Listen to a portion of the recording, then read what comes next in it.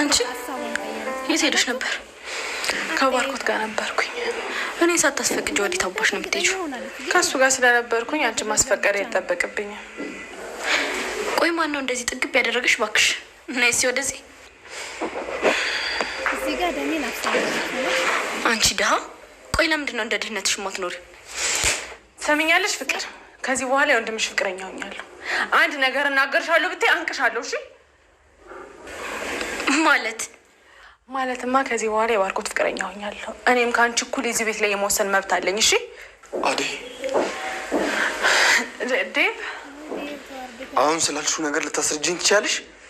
ማለቴ ከባርኮት ጋር እየቀለዳችሁ አይደለም አይደል? ዴቭ በጣም ይቅርታ፣ ባርኮት ፍቅረኛ ይሆናል። ፍቅር ማለት አዴ፣ እየቀለድሽ አይደለም አይደል? ይኸውልሽ ምንም የማይመስል ነገር አታውሪ። የኔ ወንድም መቼም ከአንቺ ጋር ፍቅር ሊጀምር አይችልም። እሱን ራሱ ይመጣ ጠይቅ፣ እሱ ይመልስልሻል።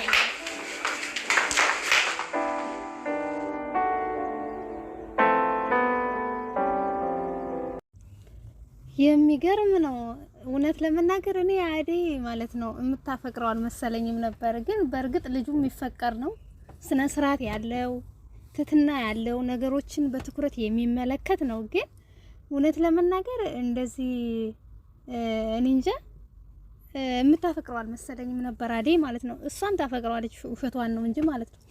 ሌላ ደግሞ የገረመኝ ነገር እቤት ስትደርስ እንዴት ሀሳቧን ቀየረች? ያኔ ስለምታፈቅረው ነው። መጀመሪያ እንደዛ አመናጭቀው ከመጣች በኋላ ቤት ስትደርስ ግን ሀሳቧን ቀየረች። የፍቅርን ፊትና የፍቅርን እልህ እንትን ለማለትም ነው ይመስለኛል ማለት ነው።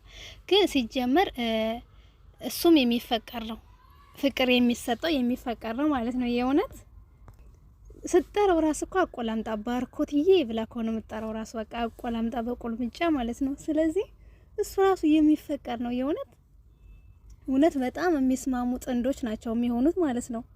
አዴይና ባርኮት ሁለታቸውም አንድ አይነት ባህሪ የተረጋጉ ናቸው፣ ስነ ስርዓት ያላቸው ናቸው።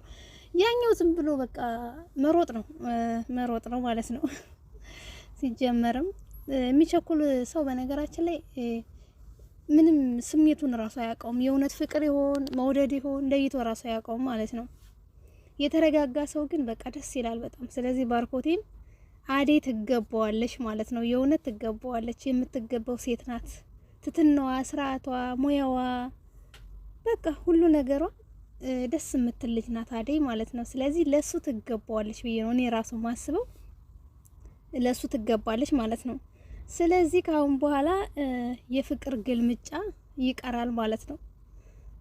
ፍቅር አፏን ዘግታ ትቀመጣለች ካሁን በኋላ ማለት ነው። ይሄን አፏን የምትከፍተውን አፏን ዘግታ ትቀመጣለች። ምክንያቱም አሁንም አፏን አዘግታታለች ማለት ነው ከመምጣቷ። ካሁን በኋላም ደግሞ አፏን ልትከፍታ አትችልም ማለት ነው። ምክንያቱም በቃ የወንድምሽ ፍቅረኛ ነኝ ብላታለች ማለት ነው። የባርኮቴ ፍቅረኛ ስለሆንኩ ነው ያለቻት። አቆላምጣ ራሱ ማለት ነው። አቆላምጣ በደንብ አድርጋ። ስለዚህ በነገራችን ላይ አንዳንድ ሰዎች በጣም የሚገርሙኝ ነገር ምንድነው ያለቻት? ወንድሜ አንቺን ሊያፈቅርሽ አይችልም ማለች። ለምን? ምንም የሚጎላት ነገር የለም እኮ እሷ ግን የቤት ሰራተኛ ስለሆነች ብቻ ማለት ነው። አንዳንድ ሰዎች ለቤት ሰራተኛ ያላቸው አመለካከት በጣም ነው የሚገርመው፣ በጣም ማለት ነው። ቆይ የቤት ሰራተኛ ምንድናት? የቤት ሰራተኛም እኮ ሰው ናት እኮ በቃ። እኛ የቤት ሰራተኞች ሰው ማን መስላችሁ ሰዎች አላችሁ። ስለዚህ ወንድሜ አንቺን በጭራሽ ሊያፈቅርሽ አይችልም፣ ሊወድሽ አይችልም ማለቻት። ለምን? ከሷ ትበልጣለች እንጂ አታንስም እኮ።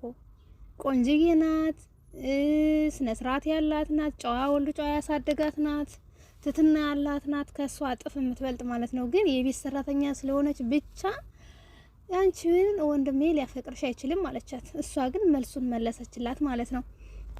ስለዚህ ካሁን በኋላ በፍቅር መጨቆን ቆሞላታል ማለት ነው። ስለዚህ ይመስለኛል ሀሳቧንም የቀየረች ለዛ ነው።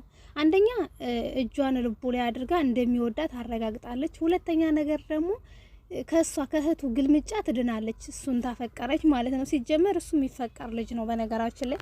ስለዚህ እሷም አፍቅረዋለች ማለት ነው። መጨረሻውን ደግሞ አብረን እንመለከታለን ማለት ነው።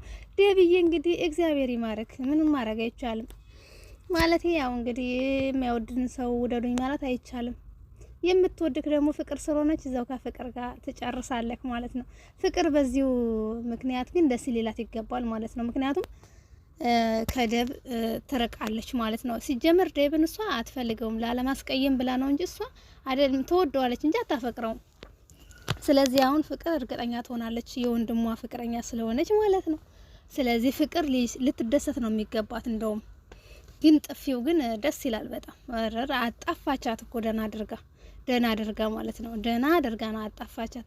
ደግሞ እሷም ደግሞ ጆሮዋን ሳባ አድርጋ ደግሞ እንደ ህፃን ልጅ ልትቆነጥጣት የሚገርም እኮ ነው። ግን አንዳንድ እውነት እኮ ነው። በነገራችን ላይ አንዳንዴ የቤት ሰራተኛዎች በጣም እንደሚጨቆኑ ነው የሚያሳየው ይሄ ነገር ማለት ነውና እውነት ነው። ስለዚህ ቀጣይ ደግሞ ይዤላችሁ መጣለሁኝ። አዴና ባርኮቴ ይፋቀራሉ፣ አብረው ይሆናሉ አይሆንም የሚለውን ደግሞ ይዤላችሁ መጣለሁ ማለት ነው። መልካም ሳምንት፣ የሳምንት ሰው ይበለን። ባይ ባይ።